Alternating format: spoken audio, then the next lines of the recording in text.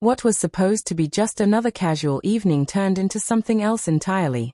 My wife, Arya, and I had been invited to a small gathering at one of her colleagues' homes. The place was warm and lively, full of chatter, laughter, clinking glasses, and the easy buzz of people enjoying themselves. I didn't know many of them well, but Arya did. She thrived in this kind of setting. She had convinced me to come along, promising it would be a good time. For the first hour, everything was fine.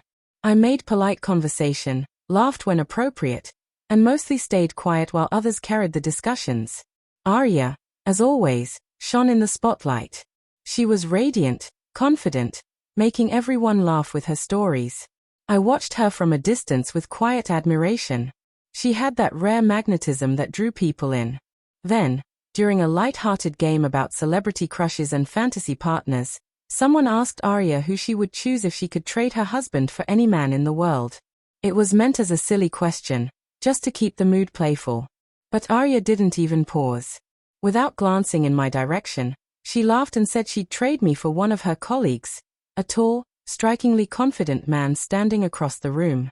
The whole room erupted into laughter. The man himself smiled, raising his glass like he'd just been paid the highest compliment. Everyone seemed to find it hilarious. Everyone except me. I sat there frozen, the sound of laughter echoing in my ears like a cruel punchline. Maybe it was meant to be a joke.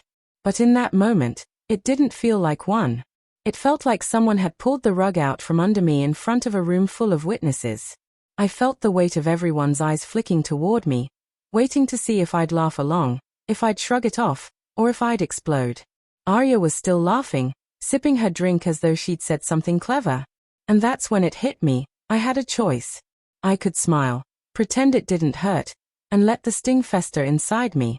Or I could answer in a way that didn't raise my voice but made clear exactly how I felt.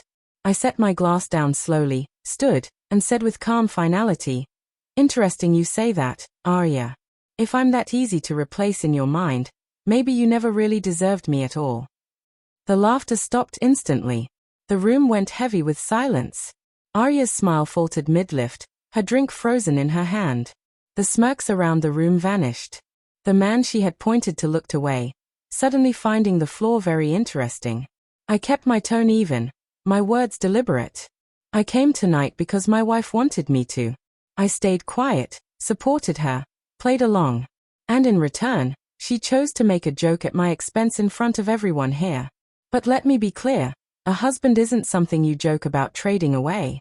Respect is what holds a marriage together. Without it, no joke is funny enough to hide what's missing. Arya's lips parted, her cheeks burning with color. "I didn't mean," she began, but I lifted a hand, stopping her. "You didn't mean it? You said it. You wanted to be witty, to get a laugh. And you decided to make me the joke." I could feel the weight of my own words hanging in the room. "That tells me everything I need to know about what I mean to you," I said quietly. No one spoke. The only sound was the soft hum of the refrigerator from the kitchen and someone awkwardly clearing their throat. Her co-workers, who had been chuckling seconds earlier, now avoided looking at either of us. I looked at Arya one last time, not angry, just deeply disappointed, then turned to the host. "Thank you for having me. I'll see myself out." And I left. Arya stayed behind, frozen where she stood, her earlier smile gone. The weight of what she had said seemed to finally catch up with her. When she came home later that night, her eyes were puffy and her face streaked with tears. She tried to explain, insisting it was only a joke, that everyone knew she hadn't meant it. I didn't shout. I didn't argue. Instead, I told her calmly, "If you can joke about trading me away in front of strangers, maybe you need to think hard about whether you value me at all. Because tonight, you didn't act like my wife. You acted like someone who forgot what respect looks like."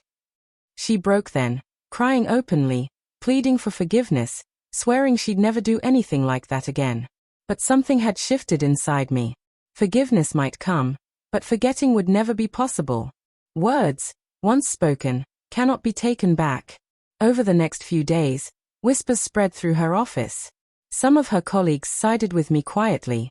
Others murmured about her lack of respect. The man she had joked about never spoke to her again, avoiding any entanglement in the fallout. The embarrassment she had tried to throw onto me ended up landing on her instead. I stayed silent. I didn't punish her, didn't raise my voice.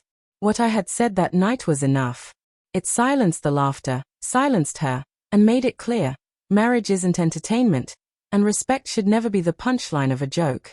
I don't remember what other jokes were told that evening, what we ate, or who else was there. But I remember her words. I'd trade my husband for him any day. And I remember mine. Then maybe you never deserved me in the first place. That was the night the entire room fell silent. And the night Arya learned just how much damage a thoughtless sentence can do.